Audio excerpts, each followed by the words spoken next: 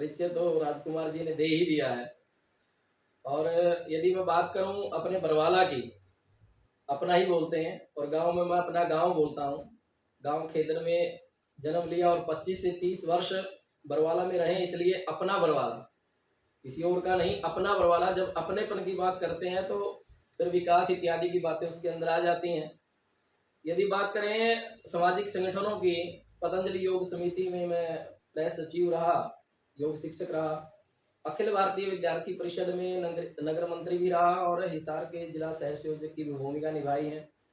भारत विकास परिषद, सेवा भारती इत्यादि के जो कार्यक्रम रहे हैं सांस्कृतिक सामाजिक, उनसे भी हम जुड़े रहे हैं। और मुझे याद है अन्ना हजारे जी का जन लोकपाल बिल के हर वार्ड में जाकर के बड़े जोर जोर से नारे लगा करके जनता को जागरूक करने का हम कार्य करते थे।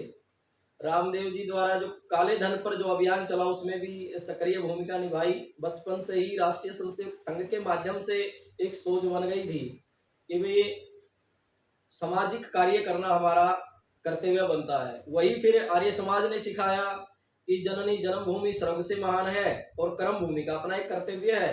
तो इसको लेकर के हमारी रहती है कि पढ़ाई के साथ में परिवार, व्यापार इत्यादि के साथ में हम जन्मभूमि और कर्म भूमि के प्रति जो कर्तव्य निभा सकते हैं वो हम निभाएं। नहर कोठी में जो राजकीय प्राइमरी स्कूल है, राजकीय वरिष्ठ माध्यमिक विद्यालय है, उसमें हमारी शिक्षा हुई। अनाज मंडी स्कूल में हम पढ़े। 2004 में 10वीं हमने अनाज मंडी से की थी और +2 2006 में नहर कोठी से की। तो प्रेम है बरवाला के लिए। नहीं जी, बरवाड़ा की राजनीति को किस नजर से देखते हैं? पहले तो कोई पार्टी किसी विधायक को टिकट दोबारा से देती नहीं, अगर टिकट दे दे तो वो चुनाव लड़ता है तो जीतता नहीं। क्या कारण है कि आज तक कोई भी विधायक जो है रिपीट नहीं हुआ, कोई भी विधायक दोबारा से यहाँ विधायक नहीं बना? राजनीति की चर्चा करें तो मैं किसी व्यक्ति विशेष या विधायक का नाम नहीं लेना चाहूंगा, लेकिन कहीं ना कहीं जो व्यक्ति का जो स्वार्थ है, जो लोभ है, वो कहीं ना कहीं पूरा हैवी होता है, जिसकी वजह से जो भला करना चाहिए और जनता जनार्दन ने जो उनको अपना प्रतिनिधि चुना, ये सोच करके ये भला करेंगे। देखो, आम नागरिक क्या चाहता है? आम नागरिक चाहता है कि सड़कें अच्छी हों, पानी समय पे मिले, बिजली समय पे मिले, और स्वास्थ्य सेवाएं, यानी कि जैसे हमारे जो सरकारी हॉस्पिटल हैं या निजी हॉस्पिटल हैं, निजी हॉस्पिटल तो इतने महंगे हो गए राजकुमार जी के, गरीब आदमी के बस की बात रही नहीं। तो हम बात करते हैं फिर सिविल हॉस्पिटल की, स्वास्थ्य सेवाओं की, तो वहां पे बहुत सारी कमियां रहती हैं, तो उसको सुधार की जरूरत है। और आम पब्लिक यही चाहती है कि स्वास्थ्य सेवाएं इत्यादि, प्रशासनिक सेवाएं इत्यादि, जब हम मंडी स्कूल में जाते थे उस टाइम पे सड़कें टूटी हुई थी, आज थोड़ी सी ठीक बन गई। जब हम बात करें खेलने के लिए जाते थे, कोई ग्राउंड नहीं होता था, जो गलियों में हम खेलते थे। आज बरवाला में खेल स्टेडियम तो है, लेकिन नाम का है, नशे का अड्डा बन चुका है। हम जाते थे नहर कोठी स्कूल में पढ़ने के लिए, और जब दवाई इत्यादि की जरूरत पड़ती थी तो सिविल हॉस्पिटल में जाते थे। सिविल हॉस्पिटल में बहुत बदतर हालत थी। आज सुधार तो हुआ है, लेकिन जितना सुधार होना चाहिए उतना नहीं हुआ। और ये सारे के सारे, यदि हम ऑल ओवर इसकी बात करें, किसका काम है? विधायक का और जो नगर पालिका के जो चेयरमैन है उनका। लेकिन जब वो अपने कर्तव्य को पूरी तरीके से नहीं निभाते तो पब्लिक परेशान होती है। तो मैं तो यही कहना चाहूंगा कि अपने स्वार्थ को छोड़ करके जनता की भलाई, बरवाले की भलाई पे विचार करते करेंगे तो और डेवलपमेंट हो सकती है और बरवाला वासी सभी खुश और व्यवस्थित तरीके से रह सकते हैं। बस शर्ते ये उनको अपना लालच, स्वार्थ त्यागना पड़ेगा। यही कारण है कि फिर वो रिपीट नहीं होते, क्योंकि कुर्सी पे बैठने के बाद में लालच और हैवी हो जाता है और वो कमाई के चक्कर में पड़ जाते हैं। देख लीजिए, अनिल आर्य जी ने साफ तौर पे कह दिया कि अगर जनहित कार्य होंगे तो वही विधायक रिपीट भी होंगे, जनता से जुड़े काम करेंगे, तभी जनता भी उन्हें दोबारा से वोट देगी। अनिल जी, लेकिन सरकार तो बहुत कुछ कर रही है, जैसे कि आपने इलाज की बात करी, आज आयुष्मान कार्ड चले हुए हैं, कोई भी गरीब से आदमी किसी भी बढ़िया से बढ़िया हॉस्पिटल में जाकर अपना इलाज करवा सकता है। लेकिन पहले वाली सरकारों ने कभी ऐसा नहीं सोचा था। भारतीय जनता पार्टी की सरकार ने ये काम बहुत अच्छा किया है, लेकिन यहाँ पर भी कुछ लोग ब्लैकमेलिंग का काम कर रहे हैं। आयुष्मान कार्ड जिसका बना हुआ है और पता चल जाए कि उसको कोई बीमारी, हॉस्पिटल में चला जाए, हॉस्पिटल वाले ऐसे ऐसे बिल अनाप शनाप ठोकते हैं भाई साहब, उसका मिसयूज होने लग गया। सरकार की मैं ये नहीं कहता कि सरकार पूरी तरीके से खराब है, रिस्पॉन्सिबिलिटी नागरिकों की भी आती है कि हम नागरिक कर्तव्य अपना निभा रहे हैं कि नहीं निभा रहे। जिसका आयुष्मान कार्ड है, सरकार ने दिया है कि भाई जो क्रिटिकल बीमारी है उसका इलाज के लिए, लेकिन वो उसको मिसयूज करता है। किसके माध्यम से? डॉक्टरों के माध्यम से, हॉस्पिटल के माध्यम से। इसी तरीके से कई बार योजनाएं तो आती हैं सरकार की ओर से, लेकिन जो नीचे के प्रतिनिधि हैं वो बताते नहीं हैं। दूसरी बात, जनता आवाज नहीं उठाती। पहले 15-20 सालों की तुलना हम करें, आज जागरूकता है सोशल मीडिया के माध्यम से। एक आम नागरिक को कोई समस्या है तो वो बताए सोशल मीडिया पे आकर के, उसका समाधान हो जाएगा, अच्छी बात है। लेकिन जनता भी नहीं बोलती, वो भी शांत बैठी रहती है।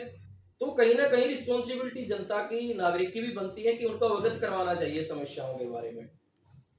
ये देख लीजिए, अनिल आर्य जी ने फिर वही बात कही कि सरकार योजनाएं तो लेके आती है गरीबों के लिए, आम आदमी के लिए, लेकिन जो बीच के अंदर दूसरे टाइप के लोग आ जाते हैं, उस योजना का जो मुख है वो दूसरी तरफ मोड़ देते हैं। अपने लाभ के लिए लोगों का उस आयुष्मान कार्ड का गलत इस्तेमाल करते हैं, जबकि लेकिन योजना तो सही थी और अच्छी थी। इन्होंने ये भी कहा। अनिल जी, फिर से मैं आपसे एक बार बातचीत करूंगा, जैसे कि आपने इस योजना के बारे में कहा, जैसे अब आज के टाइम में जो बुढ़ापा पेंशन मिल रही थी, सबसे बड़ा मुद्दा है। अभी थोड़े दिन पहले ही, अभी 3 या 4 दिन पहले की बात करें तो बरवाड़ा न्याय परिषद है, जो प्रशासनिक भवन है, उसके अंदर बुजुर्गों ने फिर से धरना लगाया था। उनकी जो पेंशन है काट दी गई है, क्या कारण है? वो मैंने सुना था। और पेंशन एक सामाजिक सुरक्षा है। जब बुजुर्ग 60 वर्ष का हो जाता है तो आज वर्तमान में जैसे माहौल बिगड़ रहा है, बच्चे भी भूल जाते हैं, दवाई इत्यादि का प्रबंध नहीं करते, तो सरकार ने, जो पुरानी जो सरकारें, प्राचीन टाइम की तो मैं नहीं कहूँगा, व्यवस्था थी, प्राचीन समय में व्यवस्था थी कि उनको सुरक्षा देनी है। अभी हम आधुनिकता की बात करें तो पेंशन प्रारंभ हुई सामाजिक सुरक्षा के नाम पर कि भाई वो अपनी दवाई का, कुछ खाने पीने का प्रबंध कर ले। लेकिन समय के रहते अब कहते हैं कि कुछ कंडीशनें लगा दी, कुछ जो लिमिटेशन सी हैं उनको देखते हुए कईयों को रोक दी। तो मैं तो यही कहना चाहूंगा कि पेंशन सामाजिक सुरक्षा है, ये किसी भी हालत में बंद नहीं होनी चाहिए। लेकिन जो कई बार, जैसे ये अभी तो डिजिटल हो गया है सिस्टम, कुछ समय पहले की बात करें, मृत व्यक्ति की भी पेंशन आती थी। और मृत व्यक्ति की पेंशन, आप समझते हो, मैं नहीं बोलना चाहूंगा कि हड़प कर लेते थे। ये जो अभी व्यवस्था चली है, वेरिफिकेशन की चली है, मैं पूर्ण तरीके से श्योरिटी तो नहीं देता, लेकिन सरकार कहीं ना कहीं जो गलत जा रही है उसको बंद करने का प्रयास कर रही है।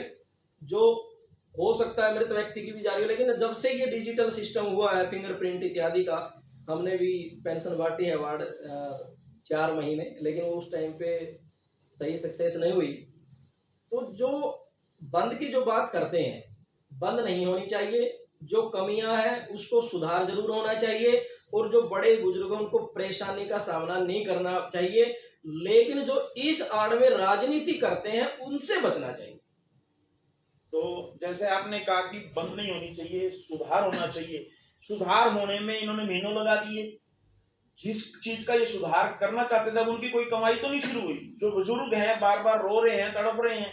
जो बुजुर्ग हमेशा देने वाला बना हुआ था बच्चों को, आज उसको बच्चों के सामने फिर हाथ फैलाने पड़ रहे हैं। क्या उसके लिए भी सुधार चाहिए? ये बिल्कुल गलत है। बड़े बुजुर्गों को परेशान नहीं होना चाहिए, बल्कि जब 70 वर्ष की एक महिला को, ये मेरी देखी हुई चीज है, तो वो इंतजार करती थी कि मेरी पेंशन आएगी। वो पेंशन का क्या करती थी कि उसकी बेटी आएगी, उसकी भतीजी है, गई हुई है, वो घर आएगी तो उसको सूट दिलवा देती है, उनको उसका मान कर देती है। और अब जो रुक जाती है तो वो बहुत परेशान हो जाती है। तो मैं यही कहना चाहूँगा, प्रशासन के माध्यम से ये जो अड़चने हैं ये तुरंत दूर होनी चाहिए और बड़े बुजुर्गों को परेशानी नहीं होनी चाहिए।